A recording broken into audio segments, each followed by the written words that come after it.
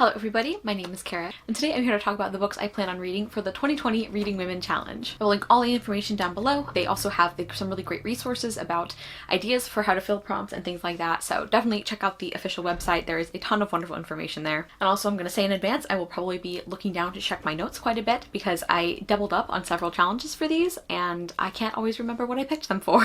And I also tried to stick to books that were already on my TBR. There are a few exceptions, but for the most part I really wanted to focus on books that I either own and want to read or books that I haven't yet acquired and that I really want to read. The first book I want to get to is An American Marriage by Tayari Jones, and this one counts for the prompt of a Stella or Women's Prize winner.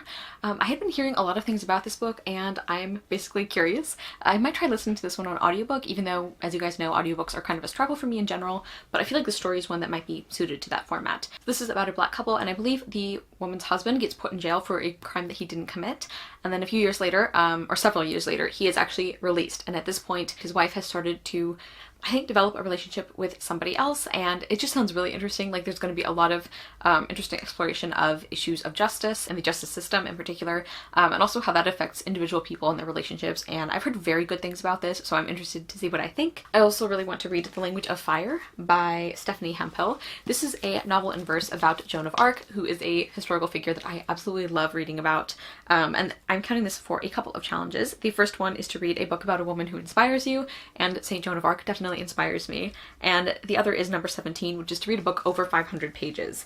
And I don't remember how many pages this is. This might actually be a couple pages under 500, but if it doesn't count, I have a few others on this list that I think will, but I'm really looking forward to this book. I also have one of my most anticipated releases on this list, and that is Dark and Deepest Red by Anna-Marie McLemore.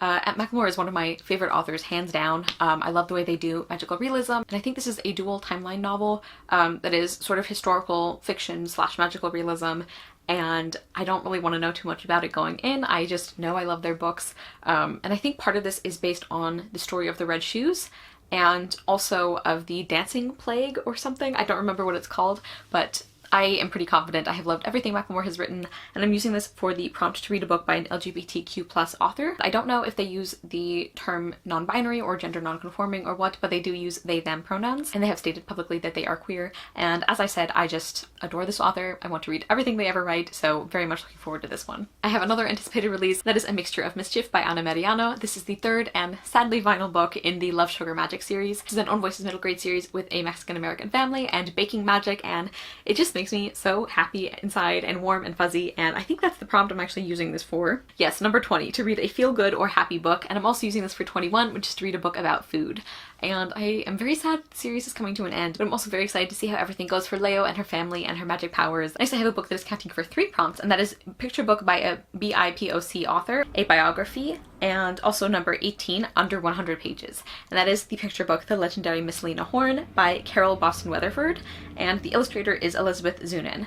And this one just looks really beautiful. I think I can get this one from my library, I'm pretty sure, and the art looks lovely, and Lena Horne is a figure who I know a little bit about, and the little I know makes me want to know more about her, so I can't wait to read this. Prompt number 1 is to read a book by an author that is from the Caribbean or India, and I finally want to get to one of Tanaz Bathina's books, and I think the one that I'm going to pick is A Girl Like That. Tanaz Bathina is, I believe, an Indian-Canadian immigrant, I think. And her heritage is definitely from India, and this book is one I've been meaning to get to for a while. It's a very hard-hitting contemporary, and I think this is a book where the main character, or the central character, actually is found murdered, like partway through the story.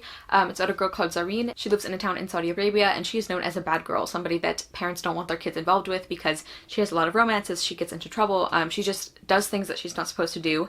And then one day, I think her and her boyfriend turn up dead by the side of the road, and I think it's a book about why that happened, how that happened, who did it. I don't think it's exactly a murder mystery, but I think that might be part of it. And this book is also Own Voices for the Zoroastrianism representation, which I'm also really interested in because that is a religion that I don't think I've ever read a book from the perspective of. So I'm really looking forward to this, and I've owned this for a while. I just know it's going to be a really heavy book, so I haven't read it, and this is the perfect opportunity to give myself some extra motivation. Next, I have another book that is counting for multiple challenges, and that is for a book translated from an Asian language, a book set in Japan or by a Japanese author, and a book by a favorite or a new to you publisher. And the book I'm using to hit all of those is Fruits Basket Volume 1 by Natsuki Takaya, and I have not read anything from Yen Press, who is the publisher. This is a very well-loved manga, and I've never actually tried it, obviously, that's why this is volume 1.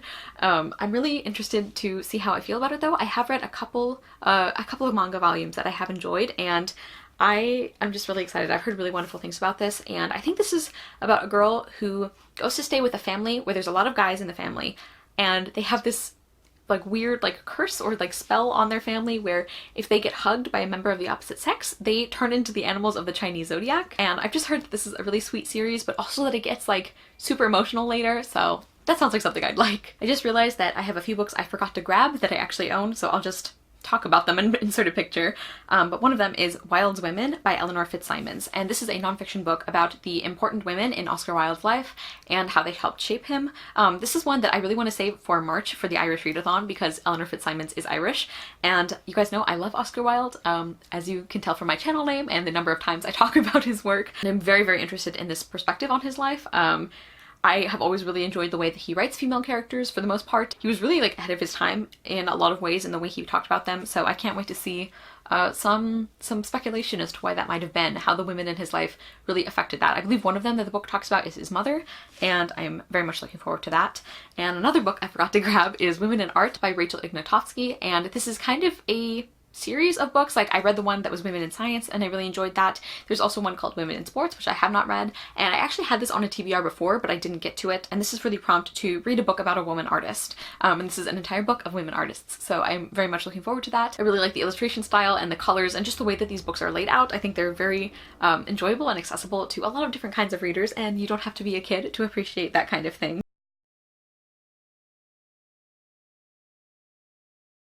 And then challenge 24 is to read a book from the 2019 Reading Women Award shortlists. And the one that I picked I think was an honorable mention or something, but it was the only one that I already had on my TBR that I wanted to read, and that is This Time Will Be Different by Misa Sugiura. This is a book where I haven't heard a lot of reviews for it, but the things I have heard have been very positive. And I've been interested in this book for a while. I believe it's about our main character who is Japanese, and I think her family they used to own a business, I think, and their family was put in the Japanese internment camps during World War II, and of course their business was seized or was taken over by white families. And I think this is about modern day, like so many years later, and our main character is a girl who I think is trying to get them back. And then the next book I want to read is A Curse So Dark and Lonely by Bridget Kemmerer. I recently read a contemporary novel by this author and loved it, so I am firmly on the Bridget Kemmerer bandwagon.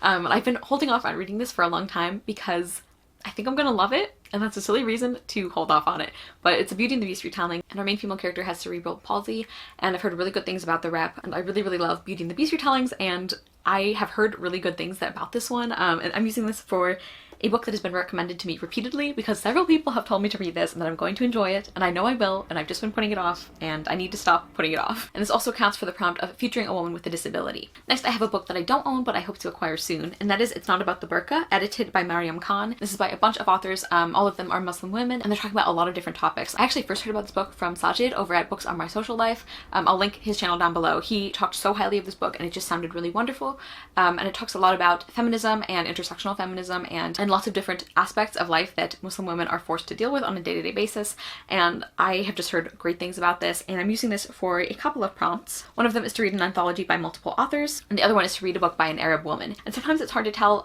if people use the word Arab to identify themselves, but I think of the authors, the many different authors anthologized in this book, I think that one will be covered, even if it's not by Mariam Khan herself, although I think that she would count for that. Next, I have a book that might be stretching the rules a little bit. That is The 100,000 Kingdoms by N.K. Jemisin. N.K. Jemisin is an author who I have heard amazing things about, and I have not tried any of her stuff, but I've wanted to for a long time. And the reason I'm not sure if this counts is because I'm using this for number 7, which is to read an Afrofuturist or African futurist book. And I know that her other series fits that much better, her Broken Earth trilogy, I think, but the synopsis of that one has never appealed to me, and this synopsis really does. And when I looked up definitions for African futurism or Afrofuturism, some of them did include fantasy or fantasy elements. Some of them said that it has to be science fiction, so I don't really know. This might be stretching the rules a little bit, but I really want an excuse to read this book because I've been putting it off for no good reason, and I just wanted to put it on this list. For number 3, a book about the environment, I want to read Race to the Sun by Rebecca Roanhorse. This is a middle grade book. I think it's from the Rick Riordan Presents imprint, and it's about Native American folklore and mythology, and I believe there are some environmental aspects to this book. It talks about the oil drilling and oil pipelines and everything.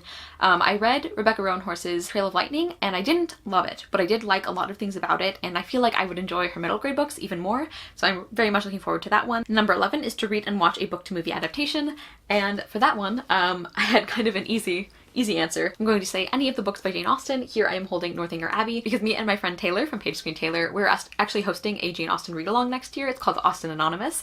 We'll link all the information in our announcement and all of that, but I just know that I'm going to be watching at least one Jane Austen adaptation next year after reading the books. Probably more than one. I mean, I love Jane Austen, and any excuse that I can read and watch more from her, I will take it. And finally, the last book on my list is to read a book inspired by folklore, and I have tentatively chosen The Lost Frost Girl by Amy Wilson.